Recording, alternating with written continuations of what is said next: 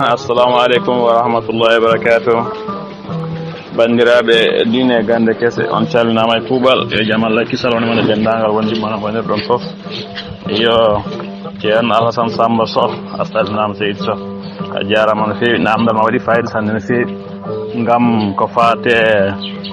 e ɗiɗo yoroji holli heblo yimɓe jogani ɗum e ko wayno barrage man tali ene ndemaji maaro ɗi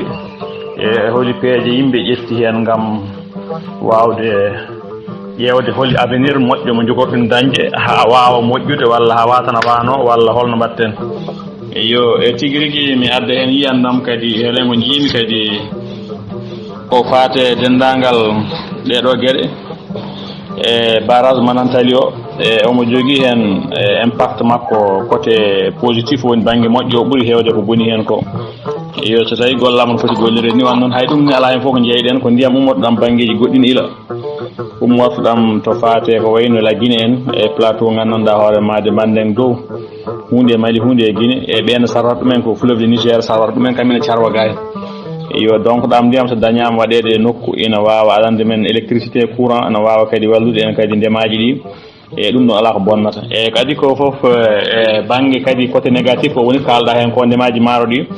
eɗi mbawno moƴƴude e tawa alanamen caɗele taw ɗi kaɗata toɓoji ɗi gaddata yoroji kono noon e enen ko en ngala ndiyam timmuɗam toɓeteɗam ha mbawen e liggorade maaroji meɗen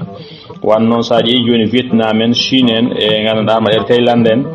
e Indonésie en ɗeɗo leyɗele ina jogui autosuffisance alimentaire wan noon ko maaro ɓoloɓe ndemata kono noon ina timmiɓe te eɓe tooɓe jamma e ñalawma wan noon ko nature o toon e taaridi muɗum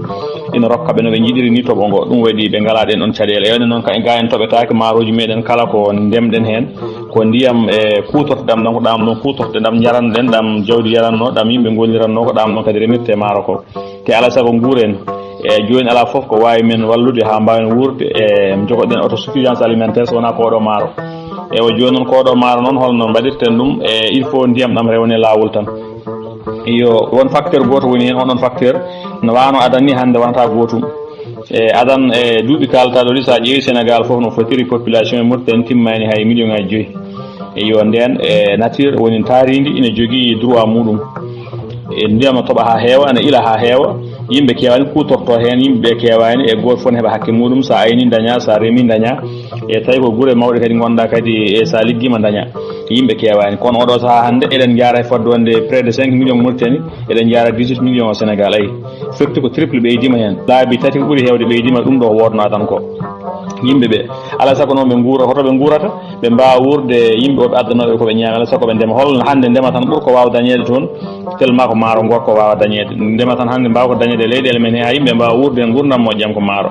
to banggue Mauritanie to e maaro ngo itti toon heeguiji tan ne fewi hande yimɓe fof gontiremoɓe maaroji e ndiyameji ene goodi so ɗe ndemraka maaro kone koɗe jahoje tan ɗe wonno haɗe ɓeeɓa walla ɗe jaaha banggueji goɗɗi ɗi jantoya e maayo to kono noon firti ko alay saago ɗam gollore ndiyam ɗam ne heewe diwan meɗen he sanne ne fewi to fumo guilete ndiyam ɗam nan toon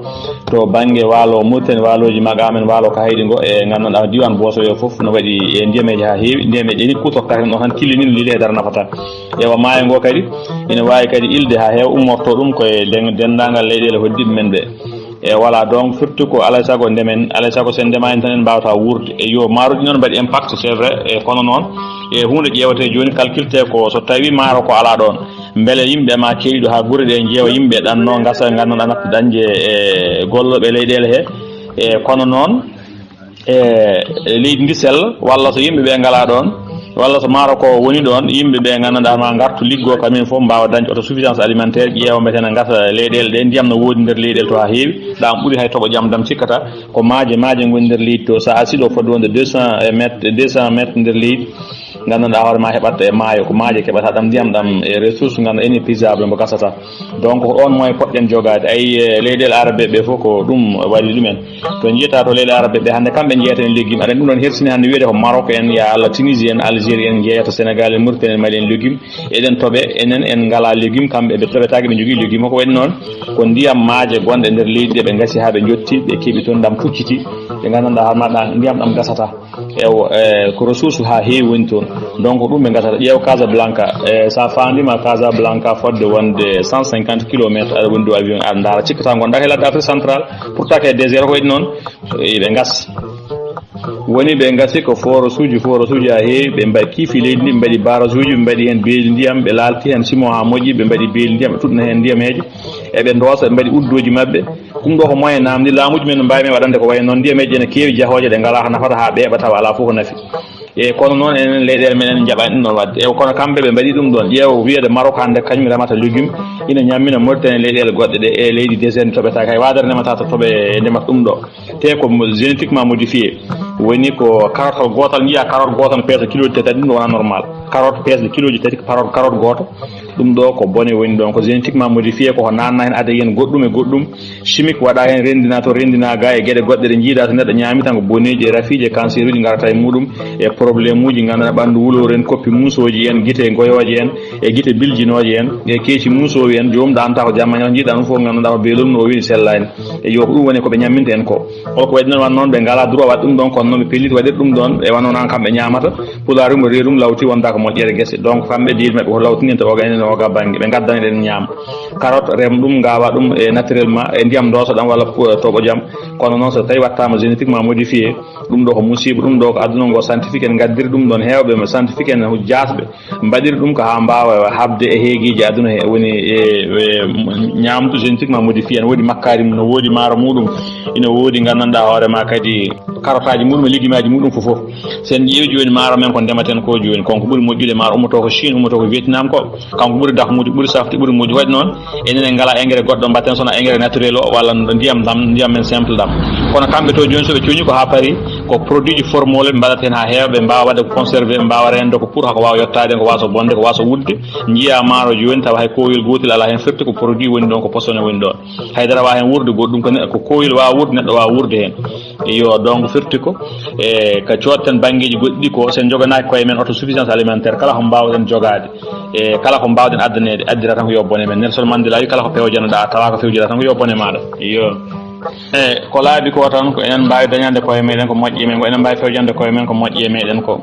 e hande laddeji meɗen e aduna ngo ma yettima to saaha mo ganduɗa hoorema ɗo hande neɗɗo watta ko wadde étage muɗum rema hen kono noon leydi dañde ndemɗa sattata hankkantini ɗum waɗi hande ala fof ko neɗɗo wawi rende leyɗele meɗen he ha mbiya pandina ko an jeeyi no laamu joola fof no yarde fawa hen junggo ewa donc firti ko en poɗɗen taw ƴeewde ko alternative meɗen no ƴeewaten ko ƴeewen e gueɗe kese e gande kese ɗeɗo kutorɗen nde ƴeewen toujours mbaɗɗeɗen ha ñaamen ha mbawen wurde hen yo hande so tawi joni aɗa jeeɗi joni guesa maɗa joni fodde wonde exemple tan dokken exemple mahaɗo joni e nokku fodde wonde 8 métres carré e taw 8 métres juuteni 8 métres jaajiɗi paana ɗum dow mbaɗa étage uji 4 walla 5 walla 6 taw étage foof ina waɗi ndema ko remate hen ko ɗum ɗon ma timmude lelde guesa ma woɓa ay donc guesa ba ko dow fayi donc moƴƴi ha feewa mbaɗa hen leydi tawa no feewi aɗa rema ɗum ko ɗum hande aduna ngo wattinto hande ko en Thaïlande en leyɗele goɗɗe kewɗe en hankkantino noon batti remirde Chine en fof batti remirde goto fof ƴewata ko galle muɗum ma hen to remi hen to ñaami kono noon yaade hande daña laddeji ha to ndemi en ko conflit ji e haareji e probléme saabu enen joni gaynaka kana mawni toon sembe e ndema ka firti ko ɗin ɗon conflit ji gonɗi leyɗele goɗɗe ɗe manki taw yettade leyɗele men kono kode garoje e simɓe ndentaki donc yimɓe mbawi tan wattude hakkillaji usto jawdi daridi ɗi ndewi ndi e gandanɗa hoorema ƴeewa mbeten ndema ndemuji ke ndemaji kadi e yondinare taw wona wiide ne larta laddeji tan ne waɗa hen guesa taw waɗiri hen kono yeeya taw wona ina ñaama walla no ñammina e famille muɗum ala kono ko wadde tan beele industrialisé kono larta guese laddeji tan ina yeeyane partout beele daña jawdi ha heewa ɗum kadi fof no laamu ngu foti ɗum ƴeewde yo donc ɗum wonno seeɗa miijam e ngal ɗo namdal nde ɗo yewtere e firti ko alay saago ko wooda ko woode hande ko yimɓe mbayi noon démographie yimɓe ne ɓeydo hande no feewi no feewi no feewi